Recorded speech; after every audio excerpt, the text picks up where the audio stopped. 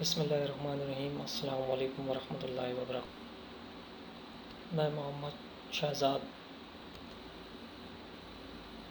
From Adamjee coaching centre.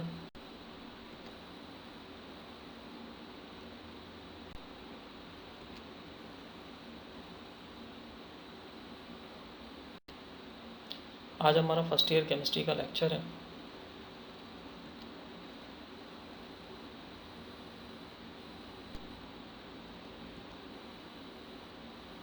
इसमें हम chapter number 3 discuss करेंगे, एटॉमिक स्ट्रक्चर का इंट्रोडक्शन। और उस इंट्रोडक्शन में जो पहला टॉपिक आता है वो डिस्कवरी ऑफ इलेक्ट्रॉन का आता है। इसमें जो पहला टॉपिक आता है वो डिस्कवरी ऑफ इलेक्ट्रॉन से रिलेटेड है, जिसके बारे में बताया जाता है कि इलेक्ट्रॉन को किस तरह से डिस्कवर किया गया और उसमें कौन कौन से साइंटिस्ट इन्वॉल्व हैं।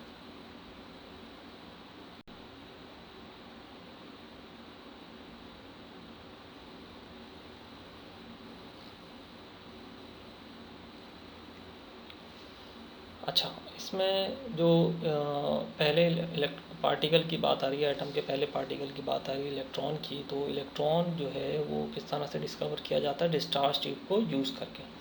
तो डिस्चार्ज ट्यूब किस तरह से इस्तेमाल की जाती है कि उस डिस्चार्ज ट्यूब के अंदर गैस भरी जाती है और प्रेशर को कम किया जाता है और हाई वोल्टेज पास की जाती है। तो इस तरह से इलेक्ट्रॉन की डिस्कवरी होती है, जो अभी हम आगे डिस्कस करते हैं।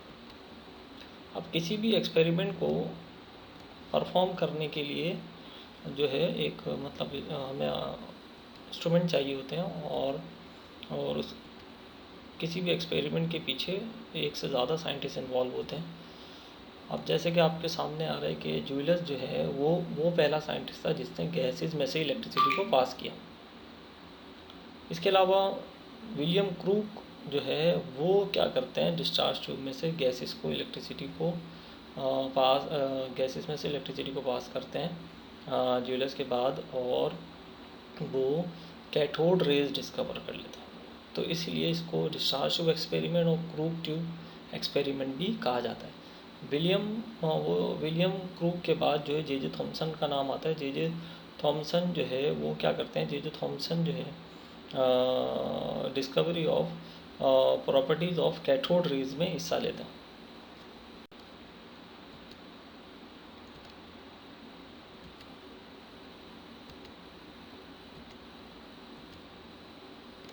अगर हम डिस्चार्ज ट्यूब की बनावट और स्ट्रक्चर की बात करें तो डिस्चार्ज ट्यूब जो है वो एक गिलास ट्यूब है और उसमें 2 इलेक्ट्रोड लगे हुए हैं, कैथोड और एनोड, और उसके साथ वैक्यूम पंप भी लगा हुआ है और दोनों इलेक्ट्रोड जो है हाई वोल्टेज सोर्स से जुड़े हुए हैं। इस गिलास के अंदर गैस भरी हुई है। वैक्यूम पंप इसलिए लगाया ताकि गैस के प्रेशर को हम क्या कर सकें, टाइम टू टाइम रिड्यूस कर सकें, क्योंकि गैसेज इलेक्ट्रिसिटी कंडक्ट नहीं करती। गैसेज कब इलेक्ट्रिसिटी को कंडक्ट करती हैं, at high temperature and low pressure पर। Gases do not conduct electricity under normal pressure. तो इसके लिए हमें हाई वोल्टेज देना पड़ता है, प्रेशर को क्या करना पड़ता है, रिड्यूस करना। प्रेशर को रिड्यूस करने के लिए हमने क्या लगाया, वैक्यूम पंप लगाया। तो सबसे पहले जो प्रेशर को रिड्यूस किया जाता है 1 सेंटीमीटर मरकरी तक रिड्यूस किया जाता है, जिससे उसमें स्पार्क होता है, ग्लोनेस शुरू हो जाती है, ट्यूब ग्लो करना शुरू कर देती है। जब मज़ीद प्रेशर को कम किया जाता है तो दोनों इलेक्ट्रोड जो हैं वो ग्लो करना शुरू कर देते हैं और रेस्ट ऑफ द ट्यूब जो है पूरी डार्क हो जाती है। इसके अलावा जब मज़ीद प्रेशर को कम करते हैं तो पूरी ट्यूब जो है वो उसमें जो ग्लोनेस नज़र आ रही होती है वो गायब हो जाती है और ग्रीन फ्लोरेसेंस उसके अंदर प्रोड्यूस होती है। पूरी ट्यूब जो है वो ग्रीन कलर की नज़र आना शुरू हो जाती है, इसमें से ग्रीन रोशनी निकलना शुरू हो जाती है। तो इससे ये बात हमें पता लगती है कि वो जो रेज़ हैं वो एक्चुअली दोनों इलेक्ट्रोड के दरमियान जो है वो क्रिएट होती हैं और विलियम क्रूक जो है वो उन रेज़ को नाम देते हैं कैथोड रेज़ का। अब साइंटिस्ट आते हैं और डिफरेंट जो है प्रॉपर्टीज़ बताते हैं इन कैथोड रेज़ की, और कैथोड रेज़ को नाम दिया जाता है बाद में इलेक्ट्रॉन का, और उस साइंटिस्ट का नाम है जे थॉमसन। तो क्या प्रॉपर्टीज़ हैं कैथोड रेज़ की वो हम डिस्कस करें। जैसे कि ये कहा जाता है कि ये जो रेज़ हैं स्ट्रेट लाइन में ट्रैवल करती हैं और perpendicularly to the cathode surface. इसके अलावा ये मर्ज क्योंकि निकलती कैथोड रेज से निकलती हैं, इसको फोकस किया जा सकता है by using a concave cathode.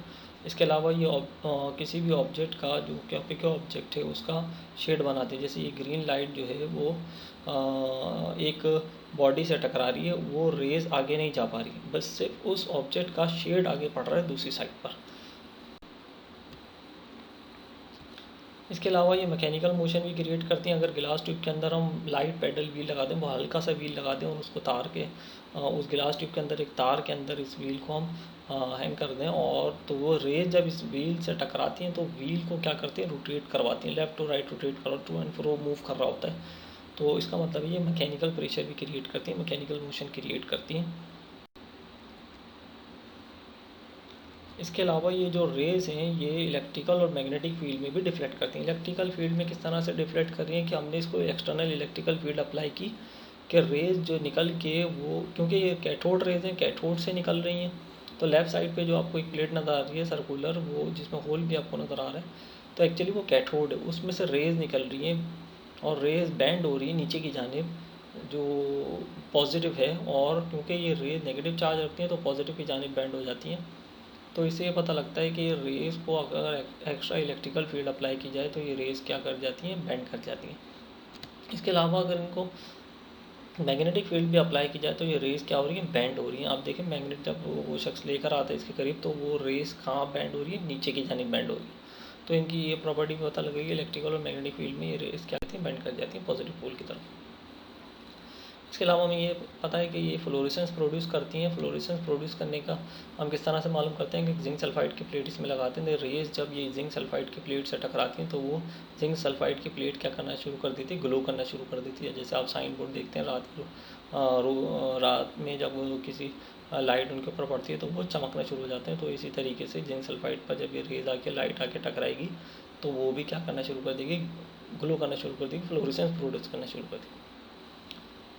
इसके अलावा इसका चार्ज टू मास रेशो भी कैलकुलेट किया जाता है, और इसका charge to mass ratio fix होता है क्योंकि ये रेज जो है वो इलेक्ट्रॉन्स होते हैं, और इलेक्ट्रॉन्स अब इस ग्लास ट्यूब के अंदर कोई सी भी गैस भरते हैं, कोई से भी इलेक्ट्रोड लगाते हैं, उनका चार्ज टू मास रेशो क्या होता है।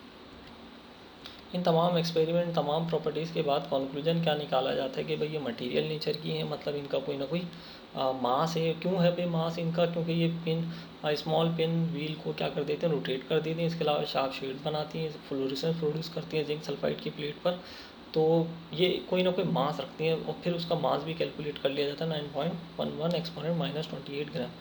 इसके अलावा क्योंकि ये नेगेटिव से पॉजिटिव की तरफ जा रही होती हैं, तो मतलब ये नेगेटिव चार्ज रखती हैं, और इनका चार्ज भी कैलकुलेट कर लिया जाता है 1.60 एक्सपोनेंट माइनस 19 कूलम। मास और चार्ज का रेशो निकाल लिया जाता है, और वो कितना आता है, -1.76 एक्सपोनेंट माइनस 8 कूलम। तो ये स्टूडेंट्स, ये आज हमारा आज का टॉपिक था चैप्टर नंबर 3 का। इसके बाद नेक्स्ट टॉपिक जो होगा डिस्कवरी ऑफ प्रोटॉन से रिलेटेड होगा, इंशाल्लाह वो हम नेक्स्ट क्लास में पढ़ेंगे। थैंक यू वेरी मच, अपना ख्याल रखें, अल्लाह हाफिज़।